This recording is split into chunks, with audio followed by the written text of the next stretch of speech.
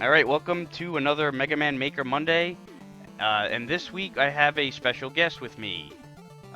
Say hello to Hanu the Hyundai Makinen. Or Hanu, say Hi, hello. everybody. Hey, hi, Dr. Hanu.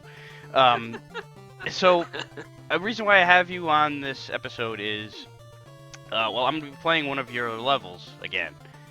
Yeah. And thought maybe it'd be cool to have you aboard to watch it in live. And to get Yeah. your insight, like when you had it was Slide Maze. Blind maze, yeah.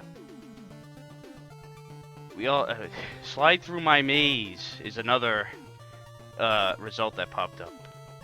Yeah. Oh, you got some good feedback on this one. Yeah, I got this is probably one of my most popular levels. By the way, you're cutting out, kind of. Your voice is cutting out a little bit. All right, let's hope that it doesn't come out that way. Now final you sound recording. good. Yeah, but when you were talking there just previously, it cut out weirdly. Well, maybe there was like a little too much going on at once. I don't know. Yeah. A lot of failure is potentially going to happen.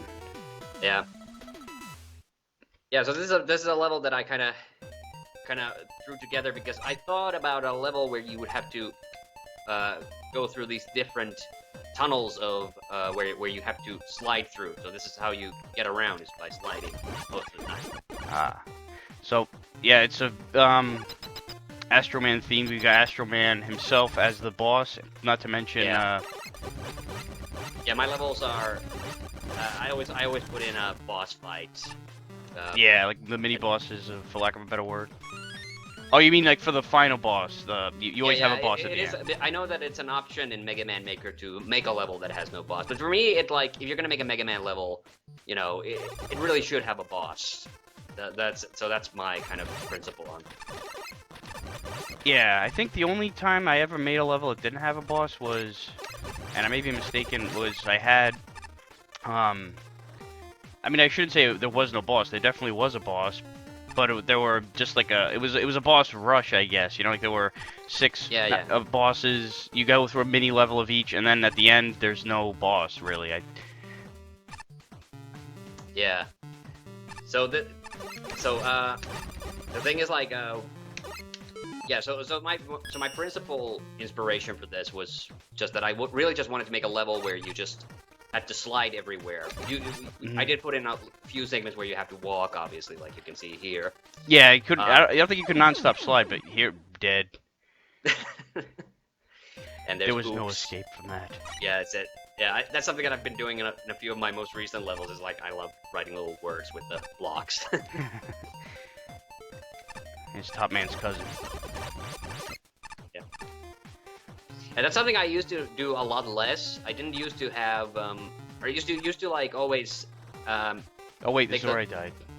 Yeah, good memory. Yeah, so I used to not use enemies that were not from like the same game as the boss. But as I got made more and more of these levels, like I started to just use more and more. And normally when I start making a level, the thing that I first think about is, what boss I want to have at the end. But this was one of those levels where I just had the idea, I want to just make a level where you can just slide a lot. So that's why I came up with that. Oh, wait. Gotta be that.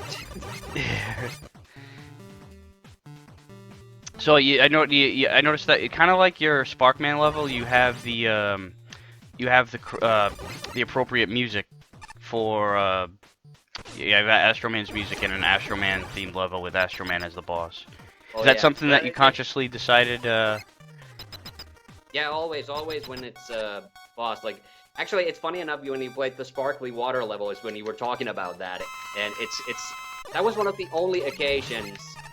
Because it always assigns a random song. That was the only occasion when they assigned a random song, and I actually liked it so much that I ended up, thought like, you know what, I'll just use this. Yeah.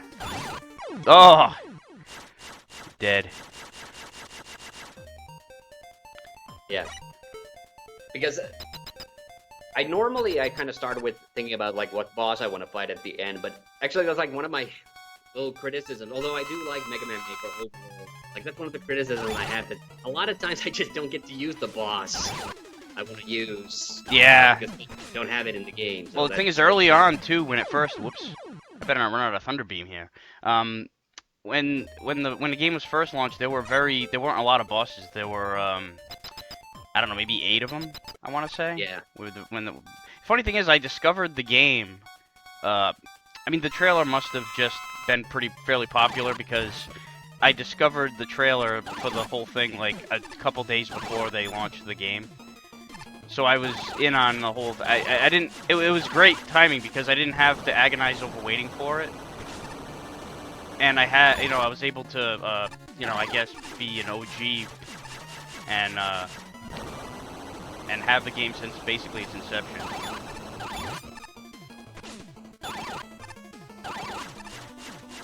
It's interesting, like the weapon works really well on him, but he also shields it. I mean, yeah, this is kind of something else that I. All right, I'm using one. I got these tanks for a reason. Yeah. What were we gonna say? Something you try not to do?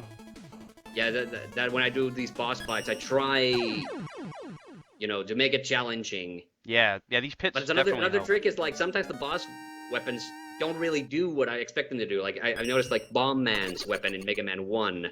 I was gonna use that for one of the boss fights at one point, but I ended up not doing it because it does. In this game, it does like a big explosion. Yeah, the explosion's like bigger, and screen, yeah. And it actually, on impact, it will detonate. So like if it hits an enemy, it doesn't just bounce off them and wait for the explosion. Yeah.